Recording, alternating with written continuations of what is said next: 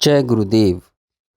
यह बतलाने के लिए कि चारों संप्रज्ञात समाधियाँ सबीज हैं, अगला सूत्र कहते हैं ता एव सबीज समाधि।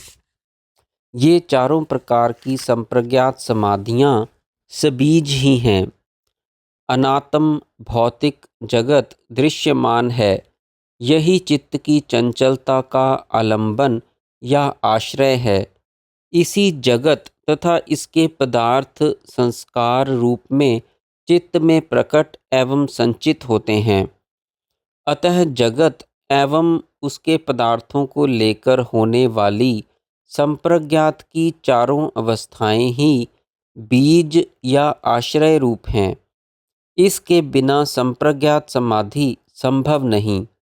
जब तक आश्रय है तब तक बीज भी है। सवितर्क सविचार, निर्वितर्क निर्विचार, सानंद एवं सास्मिता सभी संप्रज्ञात समाधियाँ सबीज हैं। संप्रज्ञात समाधि की कोई भी अवस्था हो, लक्ष्य कोई ना कोई अवश्य बना ही रहता है। चित्त की कार्यशीलता भी बनी रहती है। आत्मा का जड़ चित्त से संयोग भी बना रहता है एवं वृत्ति भी तरंगित होती रहती है, चाहे कितने सूक्ष्म रूप में क्यों न हो। जब तक यह सब बना रहेगा तब तक तो बीज है ही।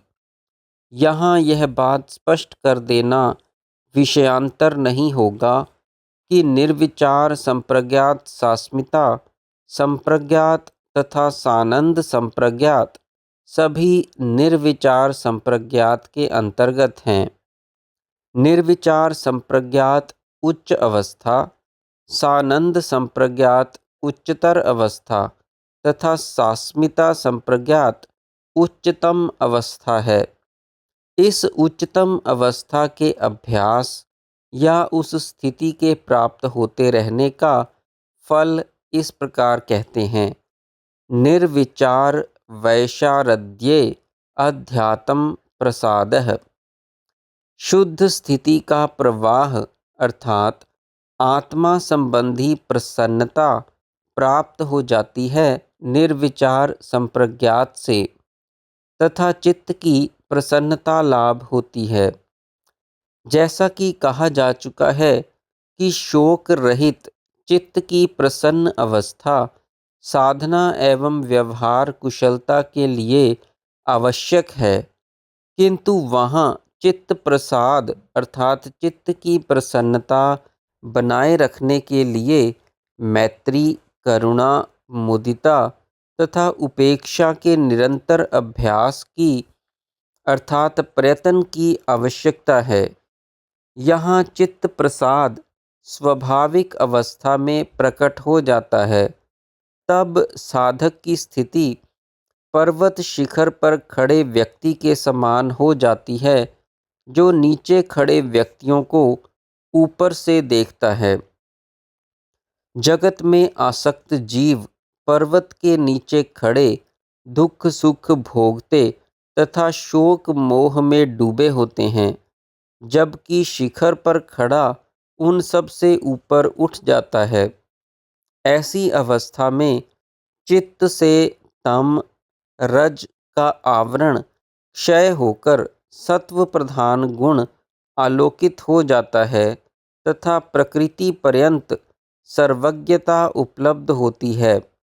उसे आत्म सुख अनुभव होने लगता है, क्योंकि तब बुद्धि पर आत्म प्रकाश चमकने लगता है। सूत्र ऋतंभरा तत्र प्रज्ञा। उस समय बुद्धि ऋताभिमुखी हो जाती है। यहाँ पर ऋत का अर्थ पहले समझ लेना आवश्यक है। जगत की प्रकट एवं अप्रकट दो अवस्थाएं हैं। सृष्टि निर्माण के पश्चात जगत की प्रकट अर्थात सत्य अवस्था होती है। प्रलय के पश्चात जगत की अप्रकट अर्थात असत्य अवस्था होती है। ये प्रकट एवं अप्रकट सत्य असत्य अवस्थाएं किसी एक आधार पर चित्रित होती रहती हैं। जैसे सिनेमा में चित्र प्रकट होते हैं फिर अप्रकट होते हैं। यह पर्दे के आधार पर ही होता है। पर्दा प्रकट एवं अप्रकट दोनों अवस्थाओं में एक समान बना रहता है।